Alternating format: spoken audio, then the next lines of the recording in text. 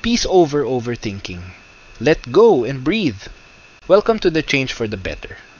Ito ang channel na magpapaalala sa'yo ng tunay na success sa buhay. May mga araw na pagod ka kahit wala ka namang ginawa. Walang mabigat na trabaho. Walang lakad. Walang stress sa katawan. Pero bakit parang pagod na pagod ka pa rin? Kasi minsan, hindi katawan mo ang pagod kundi ang isip mo.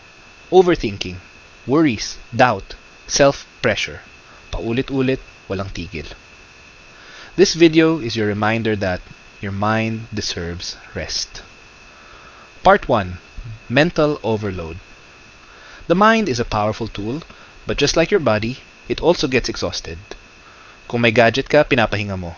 Kung cellphone mo nga, di mo pinapagamit habang nagcha-charge.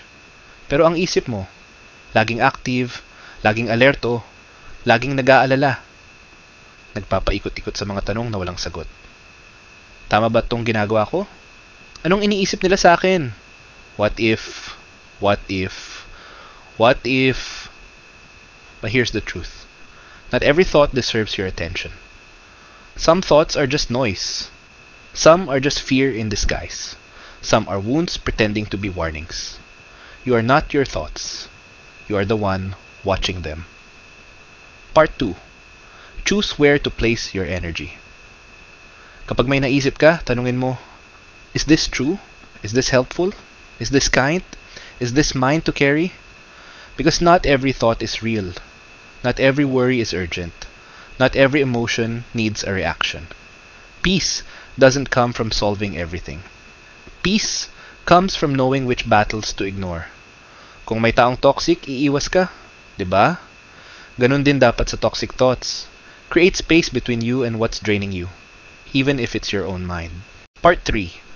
Protecting your peace. Your peace is sacred. Hindi lahat dapat nakaka-access sa isip mo. Hindi lahat ng tanong kailangan ng sagot.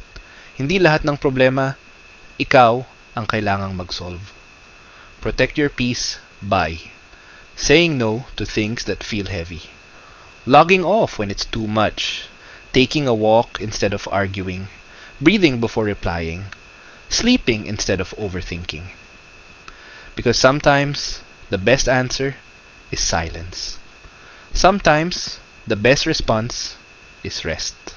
Hindi ka tamad, hindi ka mahina. You're simply protecting the most valuable thing you have, your peace of mind. Part 4. Peace over pressure.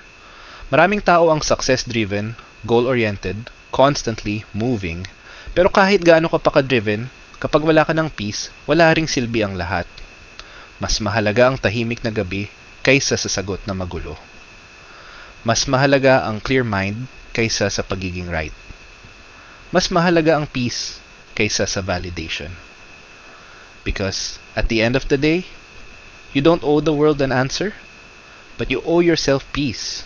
Your mind needs space, your heart needs quiet, and your soul needs peace more than performance. So the next time your thoughts are loud, don't try to control them. Just don't engage with all of them. Choose rest. Choose peace. If this message spoke to you today, like the video at mag, comment ng Protect My Peace sa comment section. And subscribe for daily Tagalog motivation and mindfulness.